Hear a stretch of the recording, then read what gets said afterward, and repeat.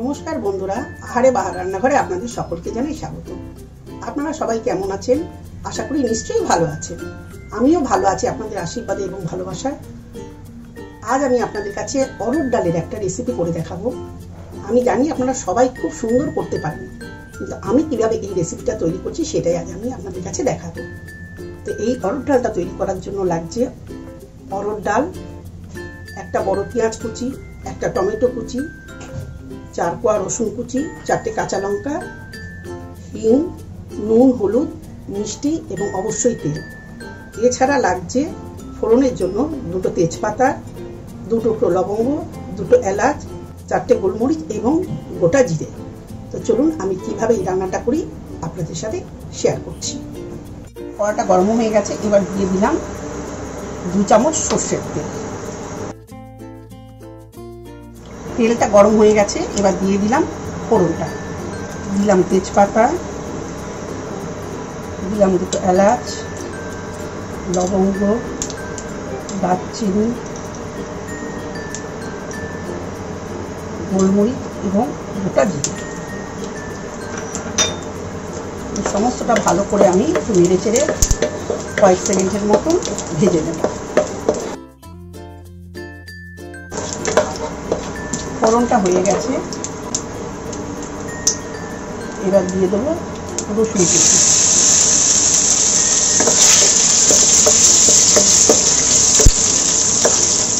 রসুনটা দিয়েও আমি 30-40 সেকেন্ডের মতো নেড়ে নেব। এবার দিয়ে দিলাম পেঁয়াজ কুচি। পেঁয়াজটা দিয়ে ভালো করে নেড়ে চেড়ে আমি 2 মিনিটের মতো ভেজে নেব। পেঁয়াজটা কিন্তু বেশি ভাজবো না, অল্পই ভাজবো। গ্যাসটা দেখুন ট্রান্সপারেন্ট হয়ে গেছে, আর বেশি ভাজবো না। এবার দিয়ে দিলাম টমেটোটা। টমেটোটা দিয়েও ভালো করে নেড়ে নেব। এবার এক এক করে আমি কিছু মশলা এর মধ্যে দেবো। দিলাম 1 চামচ জিরের গুঁড়ো, 1 চামচ হলুদের গুঁড়ো, 1 চামচ লঙ্কার গুঁড়ো, 1 চামচ নুন। এবার সমস্তটা দিয়ে ভালো করে আমি নেড়ে চেড়ে একটু ভেজে নেব। মশলাটা ভাজা হয়ে গেছে, এবার দিয়ে দিলাম অরহর ডালটা। এটা আমি ঘন্টা 2 ভিজিয়ে রেখেছিলাম। আপনারা না ভিজিয়েও করতে পারেন, তাহলে কুকারে একটা সিটি মেরে দেবেন। যেহেতু আমি ভিজিয়ে রেখেছি তাই আমি সিটি মারলাম না, আমি সরাসরি কড়াতেই ডালটা করব। এবার ডালটা দিয়ে ভালো করে নেড়ে চেড়ে মিশিয়ে 2 মিনিটের মতো ভেজে নেব।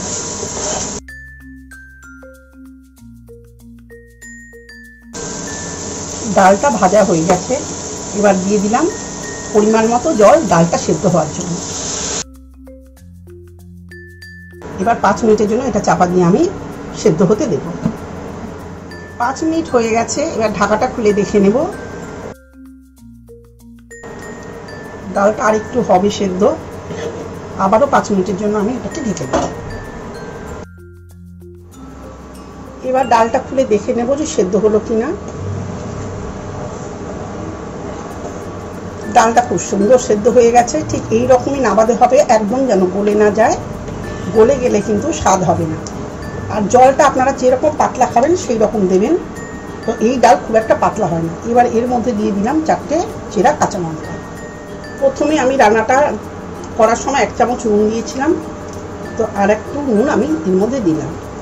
আর দিয়ে দিলাম 1 চামচ চিনি। এটা অপশনাল, আপনারা দিতেও পারেন নাও পারেন, তবে দিলে স্বাদটা একটু ভালো হয়। আর দিয়ে দিলাম সামান্য একটু কসুরি মেথি।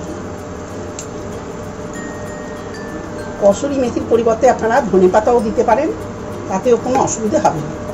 এই ডালটা আপনারা ভাত রুটির সাথে খাবেন, খুবই ভালো লাগবে। ডালটা হয়ে গেছে, এবার ডালের মধ্যে আমি একটা ফোড়ন দেব, সেটা আপনাকে দেখাচ্ছি। এবার আমি ফোড়নটা দিয়ে দেব। এবার প্যানেতে আমি ঘি দিয়েছি। ঘি দিয়ে যদি আপনি ফোড়নটা দেন তাহলে কিন্তু টেস্টটা অনেক গুণ বেড়ে যায়।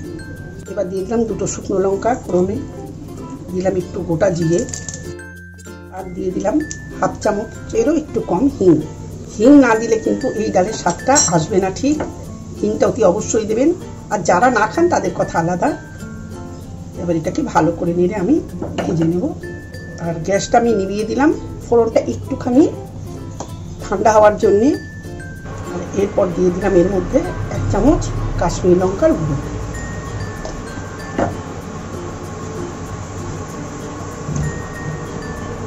এবার এই ফোড়নটা আমি ডালের মধ্যে দিয়ে দেবো।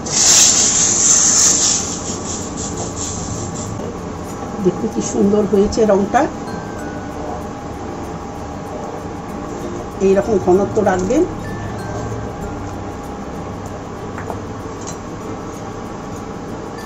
অবশেষে দিয়ে দিলাম হাফ চামচ গরম মশলার গুঁড়ো। এবার 2 মিনিট ভালো করে নেড়েচেড়ে ফুটিয়ে পরিবেশন করে আপনাদের দেখাচ্ছি। ডালটা অলমোস্ট রেডি সার্ভ করার জন্য। ডালটা হয়ে গেছে, এবার আপনাদের সার্ভ করে দেখাচ্ছি। টেস্টি দারুণ সুন্দর অরহর ডাল সার্ভ করার জন্য একদম রেডি। এটার আপনারা গরম গরম ভাতের সাথে বা রুটির সাথে খাবেন, খুবই ভালো লাগবে। আর আরেকটা কথা বলে দিই আপনাদের, যদি মনে করেন আপনারা ডালটাকে ভেজাবেন না, তাহলে কিন্তু 2টো সিটি কুকারে মেরে নিতে পারেন, সেটাও কিন্তু খুবই ভালো হবে। ডাল সার্ভ করার জন্য একদম রেডি। আমার এই ডালের রেসিপিটা যদি আপনাদের ভালো লাগে তাহলে অতি অবশ্যই একটা লাইক, কমেন্ট এবং শেয়ার করবেন।